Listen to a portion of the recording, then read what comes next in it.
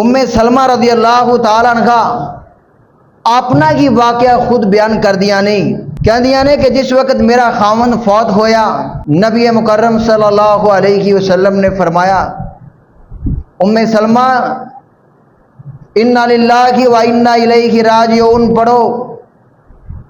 اللہم اجرنی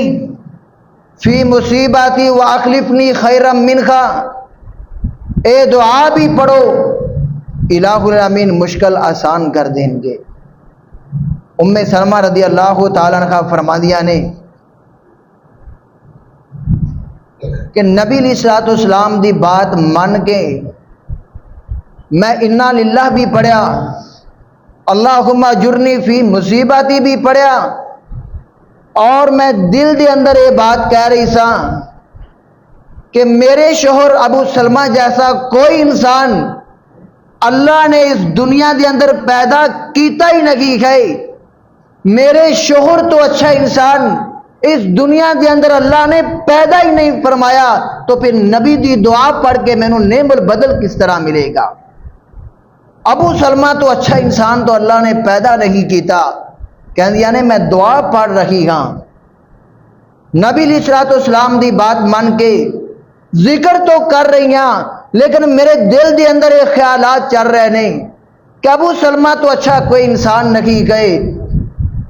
تو پھر نعم البدل کس طرح ملے گا؟ ام سلمہ رضی اللہ تعالیٰ عنہ فرما دیا نہیں کہ میں پورا اپنا عدت دا وقت، کیونکہ خاوند فوت ہو جائے تو عورت 4 مہینے 10 دن عدت گزارے گی، فرما دیا نے کہ میں عدت دے اندر یہ دعا پڑھی اللہم اجرنی فی مصیبتی واخلفنی خیرا منہا، میری عدت پوری ہو گئی، عدت پوری ہون تو بعد نبی صلی اللہ علیہ وسلم نے میرے نکاح دا پیغام بھیج دیتا، نبی صلی اللہ علیہ وسلم نے نکاح دا پیغام بھیج دیتا۔ ماں جی ام سلمہ رضی اللہ تعالیٰ عنہ فرما دیا نے جس وقت نبی صلی اللہ علیہ وسلم دے نکاح دا پیغام آیا، میں پیغام سن کے حیران پریشان ہو گئی۔ پریشانی کس بات دی گئی کہ جو اللہ دے اوپر بدگمانی کیتی ہے، کیونکہ 4 مہینے 10 دن ام سلمہ دعا پڑھ دیا رہیاں، ذکر کر دیا رہیاں، لیکن دل دے اندر اے گمان اے وسوسہ جاری رہا کہ ابو سلمہ تو اچھا انسان کوئی بھی نہیں گئے، تو پھر نعم البدل کس طرح مل سکتا ہے؟ ماں جی کہندیاں نے جس وقت اللہ نے محمد صلی اللہ علیہ وسلم دا رشتہ میری طرف بھیجا، میں پیغام سن کے حیران ہو گئی اور فوراً استغفار کیتا۔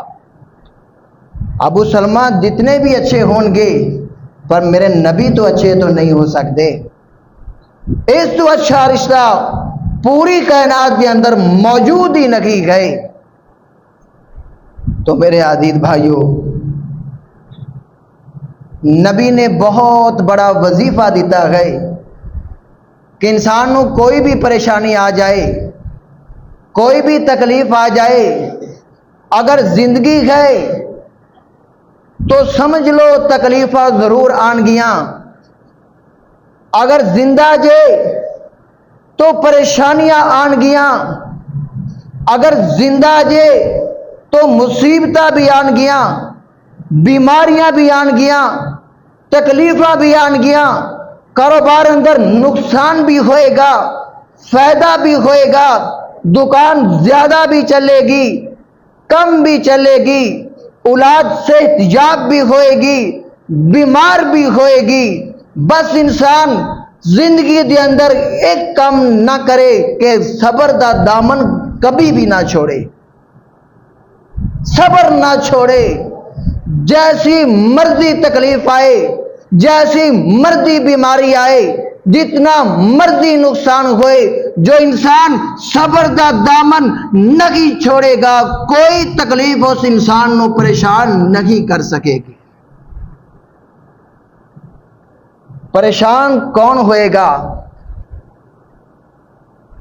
پریشان بس ایک انسان ہوندا ہے دنیا دے اندر، صرف ایک انسان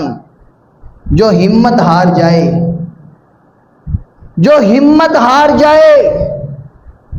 جس دا حوصلہ ختم ہو جائے، جس دی ہمت جواب دے جائے، بس او انسان اندے واسطے باقی زندگی بیماریاں دا گھر کھے، ازمائشاں دا گھر کھے، اس دے جین دے سارے مقصد ختم ہو جان گے۔ جو انسان ہمت نہیں ہارے گا، حوصلہ نہیں ہارے گا، صبر اختیار کرے گا، الہ العالمین اس نو اچھے مواقع مہیا کرن گے۔ عد کر رہے سن کہ اے وظیفہ ہر انسان نو یاد کرنا چاہیے ہے۔ چھوٹی جی دعا گئے، پریشانیاں ہر انسان نو آدیاں نہیں، کوئی بھی انسان ایسا نہیں ہے جس نو پریشانی نہ آئے، جس نو مصیبت نہ آئے، جس نو تکلیف نہ آئے۔ تو اگر کوئی انسان پریشانی تو بعد فوراً انا للہ و انا الیہ راجعون پڑھے اور اللہم اجرنی